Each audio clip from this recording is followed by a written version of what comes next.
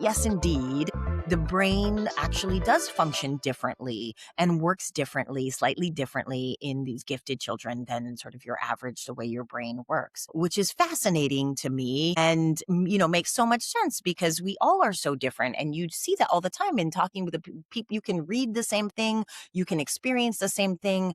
And two people are going to take in very different things from it because of the way their brain works, what they focus on, what they find out. And so absolutely in overall in these findings, what they have found is yes, the children who are gifted tend to show that their brain does show slightly different functioning in certain areas than your average children. They just have different capacities. And, I think we all know that our brain is incredible and we don't use our brain to Right. its full, none of it really to its fullest capacity. And some of us just, for whatever reason, are able to use more of it, Right. in a different way than others of us. And it literally is different wiring in the brains, just like in all different, we are so different in so many ways. And so, moving along these lines with parents, who are dealing with children who are all different, have different personalities, different attributes, different traits.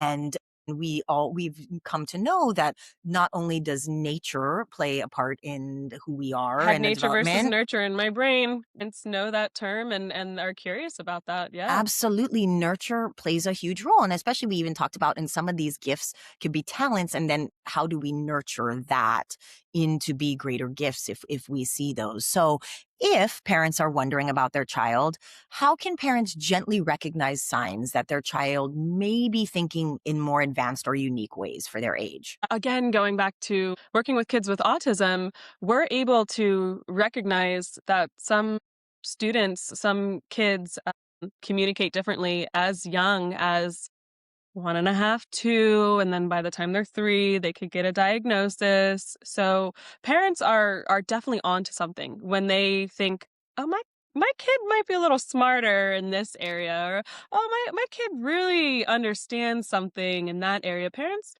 have that intuitive nature to know that their child has interest in certain areas. So how can we gently just say, "You know what? Maybe building blocks is what we're gonna do. We're just gonna do Legos and building blocks," and kind of find acceptance that our children are different than us, right? We love having a mini me or, someone that, yeah, it's cute and it's a wonderful idea and it's definitely endearing, but our children are unique and individuals in their own right.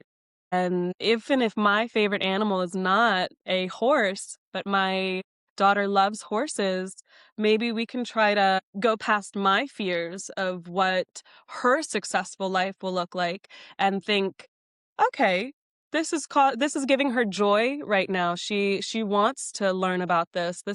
I don't have to fight to have a conversation about something enlightening and joyful. So how can we just gently love our kids and encourage them to have that want of more information. Yeah. Yeah. think I think you kind of hit it on the head earlier when you mentioned you were talking about a young child maybe being into pandas and then, Yeah. going and say they want to be a panda for Halloween. Halloween, whatever it is.